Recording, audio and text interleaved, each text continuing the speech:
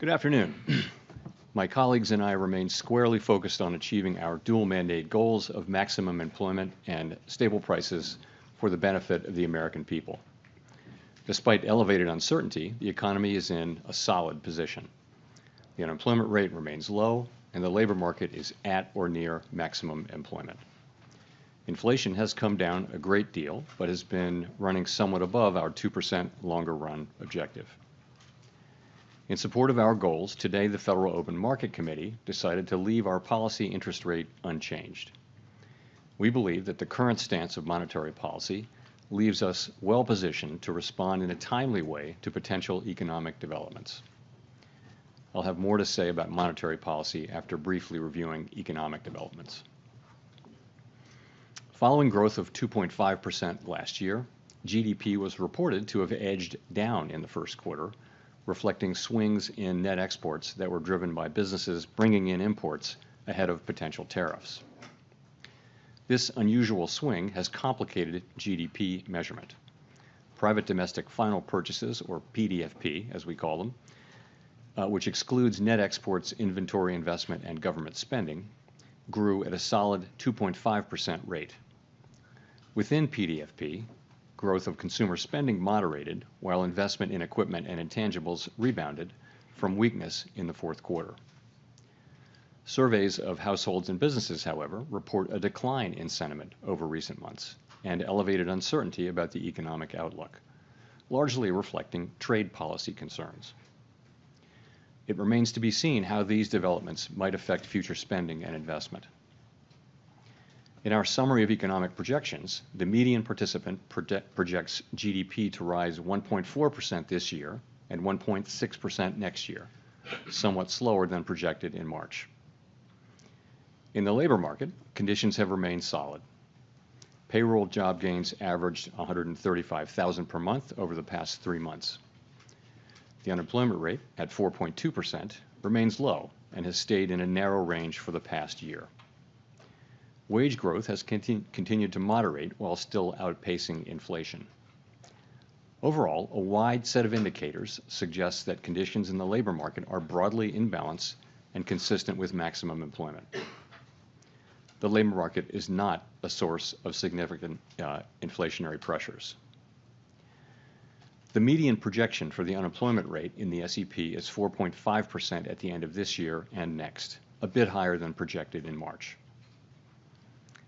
Inflation has eased significantly from its highs in mid-2022, but remains somewhat elevated relative to our 2% longer run goal. Estimates based on the Consumer Price Index and other data indicate that total PCE prices rose 2.3% over the 12 months ending in May, and that, excluding the volatile food and energy categories, core PCE prices rose 2.6%. Near-term measures of inflation expectations have moved up over recent months, as reflected in both market and survey-based measures. Respondents to surveys of consumers, businesses, and professional forecasters point to tariffs as the driving factor. Beyond the next year or so, however, most measures of longer-term expectations remain consistent with our 2% inflation goal. The median projection in the SEP for total PCE inflation this year is 3%, somewhat higher than projected in March. The median inflation projection falls to 2.4% in 2026 and 2.1% in 2027. Our monetary policy actions are guided by our dual mandate to promote maximum employment and stable prices for the American people. At today's meeting, the committee decided to maintain the target range for the federal funds rate at 4.25% to 4.5%, and to continue reducing the size of our balance sheet. We will continue to determine the appropriate stance of monetary policy based on the incoming data, the evolving outlook, and the balance of risks. Changes to trade, immigration, fiscal, and regulatory policies continue to evolve, and their effects on the economy remain uncertain. The effects of tariffs will depend, among other things, on their ultimate level.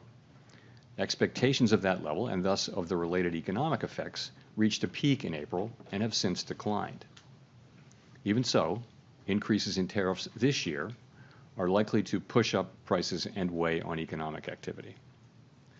The effects on inflation could be short-lived, reflecting a one-time shift in the price level. It's also possible that the inflationary effects could instead be more persistent. Avoiding that outcome will depend on the size of the tariff effects, on how long it takes for them to pass through fully into prices, and ultimately on keeping longer-term inflation expectations well anchored. Our obligation is to keep longer-term inflation expectations well anchored and to prevent a one-time increase in the price level from becoming an ongoing inflation problem. As we act to meet that obligation, we will balance our maximum employment and price stability mandates, keeping in mind that without price stability, we cannot achieve the long periods of strong labor market conditions that benefit all Americans. We may find ourselves in the challenging scenario in which our dual mandate goals are in tension. If that were to occur, we would consider how far the economy is from each goal and the potentially different time horizons over which those respective gaps would be anticipated to close. For the time being, we are well positioned to wait to learn more about the likely course of the economy before considering any adjustments to our policy stance.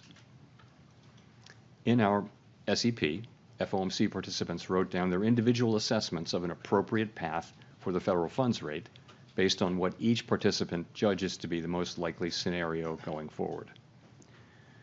The median participant projects that the appropriate level of the federal funds rate will be 3.9% at the end of this year, the same as projected in March.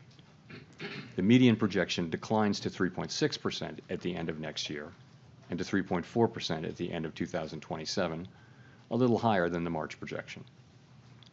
These individual forecasts are always subject to uncertainty, and as I've noted, uncertainty is unusually elevated. And of course, these projections are not a committee plan or decision.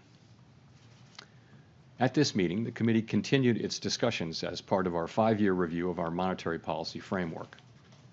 We focused on issues related to assessing the risks and uncertainties that are relevant for monetary policy and the potential implications for policy strategy and communications.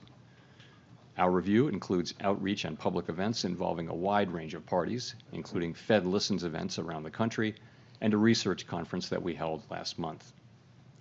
We are open to new ideas and critical feedback, and we will take on board lessons of the last 5 years in determining our findings.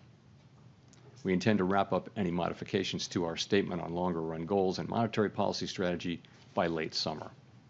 After that, we will consider enhancements to our suite of communications tools, including the SEP. The Fed has been assigned 2 goals for monetary policy: maximum employment and stable prices. We remain committed to supporting maximum employment, bringing inflation sustainably to our 2% goal, and keeping longer-term inflation expectations well anchored. Our success in delivering on these goals matters to all Americans. We understand that our actions affect communities, families, and businesses across the country. Everything we do is in service to our public mission, and we at the Fed will do everything we can to achieve our maximum employment and price stability goals. Thank you.